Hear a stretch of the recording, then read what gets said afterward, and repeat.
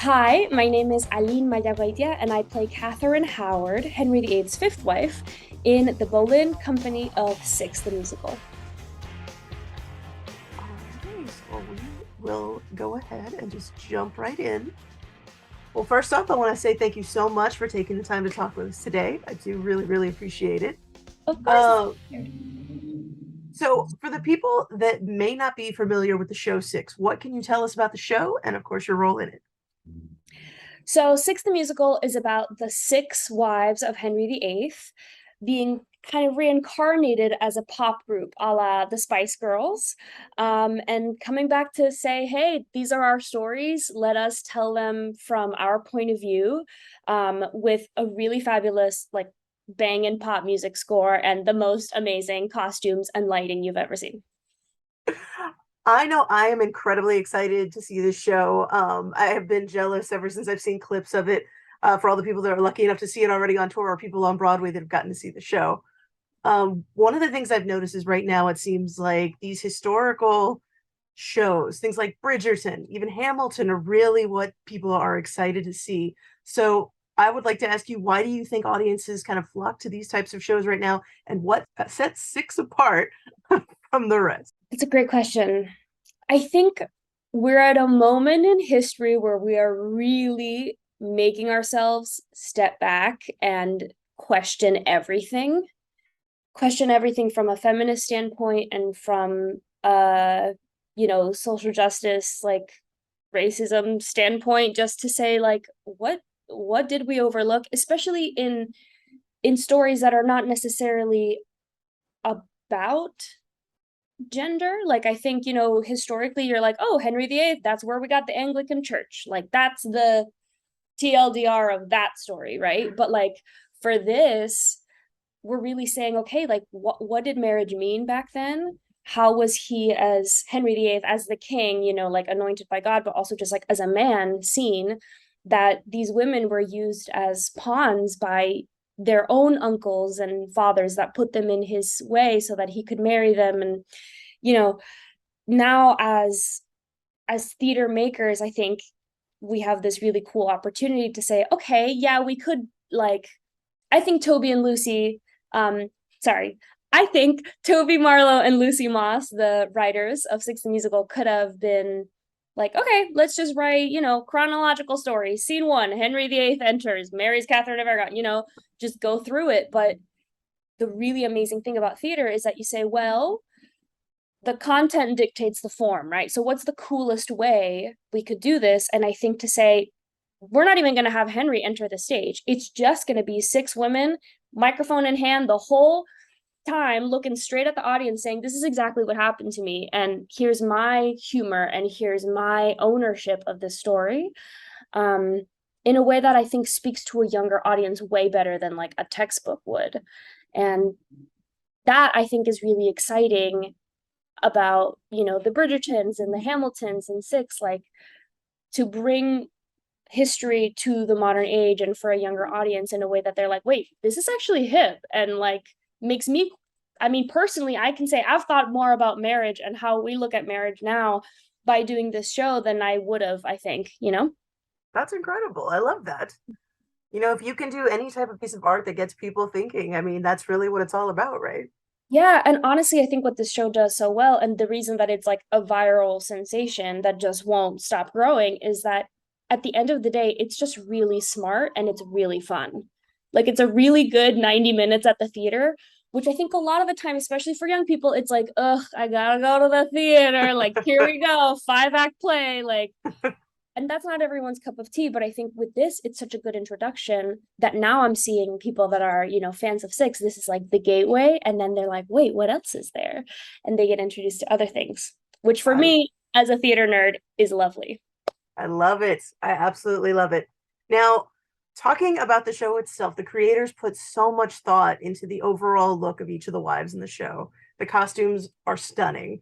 What can you tell us that's kind of an insight into how these kind of outfits are put together? Ooh, great question. So our amazing costume designer, Gabriella Slade, used to design for the Spice Girls, literally. So we have royalty here in the building. And she really took inspiration from the traditional dressing of the time period from the male and the female standpoint. So it's really interesting how you can see a lot of like shapes that come from stained glass that are the trim of our costumes, or you see the silhouettes of like a suit of armor that maybe Henry would have worn and his knights, but like we're wearing them now, which is really cool. And the way they're constructed, I mean, they're really hard. They're made out of this really stiff plastic. So they really feel like we're putting on like a superhero suit to go out. And I think what's also really smart is it's very much color coded. Like each queen has her own color, which I think visually really helps the audience track who is who. And it's also just beautiful how that interacts with the lighting design for like each person's number. Then it's like, okay, now their color takes over, and how we each kind of play with each other's color depending on like who has power. I think that's a really beautiful thing to see. I love that. That's really cool. And one of the things I actually read somewhere, and I haven't seen the show yet, so I don't know if this is true, but I was reading that some of the wives have to wear chokers, and those are the ones that were actually Yes. beheaded. And Okay. that is So Anne Boleyn and Katherine Howard were the two that were beheaded. So that's actually a really fun detail in the costume is that Anne Boleyn, in her very famous historic portrait, she has a necklace with a bee hanging off of it. So her costume kind of reflects that. It's like a little choker thing with a bee. oh, And then Catherine, who actually was her first cousin, so that's fun, also was beheaded. And I get to wear a choker with a little K on it. oh, that is But, so so cool. that's fun that, like maybe they had the same family jeweler, you know. I love that. So, what has been the most enjoyable part about playing Katherine Howard for you? Honestly, well, I love this show and I genuinely feel like I'm part of musical theater history being a part of this show at this time. It feels like how back when I was a child, I was obsessed with Spring Awakening and I was obsessed with every single person that ever did Spring Awakening. Like I Such a good stage show. doored, at Bass Concert Hall in Austin when Spring Awakening came through town. I was there at the stage door. Yes, And it's crazy, like 10 years later, now that's me in this show that is like part of, if not the zeitgeist right now, for musical theater. So that is incredibly meaningful, and I still pinch myself when I see the costume and I'm wearing it. Wild. Um, yeah, and I think the other really cool thing is that now that we've gotten to know each other really well, I feel like I'm literally on a girl band with my best friends. Like I we all didn't know each other before we started, but like now that we've gotten to know each other very well and we've been traveling around the country for a couple months, I'm like, oh, I'm literally in love with every single one of you. We are best friends. We know each other so well. We just celebrated Halloween yesterday, had a blast. And I was like, wow, like you couldn't have designed this group of women better. That's incredible. I love that. Yeah. Um, so as far as the music in the show goes, do you have a favorite song in the show? And if so, why is it? Ooh, um, I am biased, but I genuinely think the song that I get to sing, it's called All You Want to Do. I think it's one of the smartest pieces of like contemporary writing. And Really? it's part of why I really love the role is because it's a beast of a song. It's almost 8 minutes long. It tells the entire story of her life through the relationships with men that she has and how I mean, she was decapitated at 19, so all of that happened when she was way too young to be doing any of this. But it's written like a Britney Spears tune, and you watch it and you think it's so fun, and there's so many little quirky double entendres, and it's so cheeky and so funny. And then little by little, she starts to turn the knife, and by the end, you're like, oh my God, like who let this happen to this woman? And I think as a writer, that would be a very intimidating thing to write, to get the audience on board so hard that then when you whip it around, they're like, wow, I must stop this, like you just feel for her so much. Um, and that there's so many lines in it that sadly hit really close to home. Like, one of the stories is about how she was an assistant for someone that worked for her grandma who ends up, grooming and later assaulting her. Um, and I have this cheeky little joke of, well, it turns out some guys just employ women to get them into their private chambers. But it was a different time back then.